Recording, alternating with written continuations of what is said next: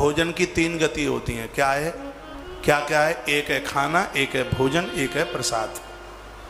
3 होते हैं।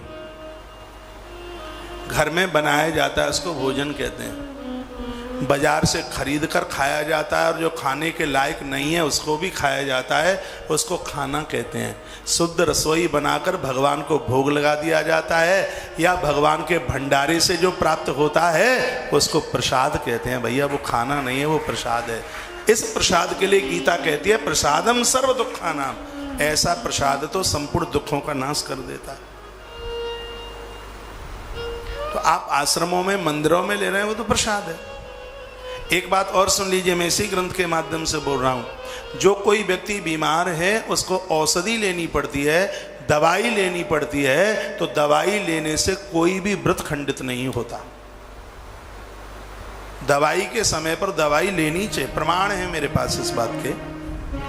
और मैं आपका व्रत थोड़ी बिगड़वाऊंगा, ऐसा अपराध नहीं करूंगा मैं आपको ये बात बोलकर आपका व्रत बिगड़वा दूं। नहीं, मेरे पास सामने ग्रंथ है। औषधि लेकर के व्रत कभी खंडित नहीं होता।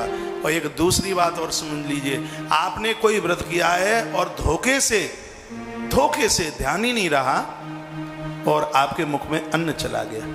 आप 20 साल से मंगलवार कर रहे थे और अचानक एकदम अन्न चला गया पेट में, या एकादशी कर रहे थे और बाद में उस आया, अरे आज तो मंगलवार था, ये तो बड़ी गलती हो गई। उसका प्रायश्चित तो तभी हो गया है जब आप हिल गए हैं बात सोच करके। इसका अर्थ ये नहीं कि धोखे से आपने एक गिलास खा लिया और आप सोचें अरे अब तो व्रत खंडित हो ही गया है, अब थोड़ा मटर पनीर की सब्जी के साथ 5-7 फुलका और खींच दो, अब क्या अब तो बिगड़ ही गया है।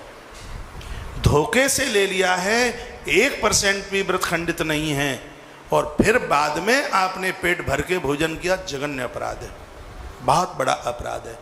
ये ग्रंथ यही तो बात कहता है। भगवान के यहाँ कितनी बड़ी छूट है।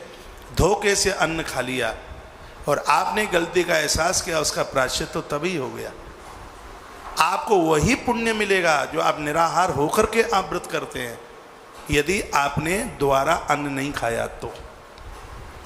यदि कोई बीमार है, रोगी है और उसने औषधि ली है, तो औषधि लेने पर भी उसको वही उसका पुण्य मिलेगा जो एक निराहार रहने पर एकादशी का पुण्य प्राप्त होगा।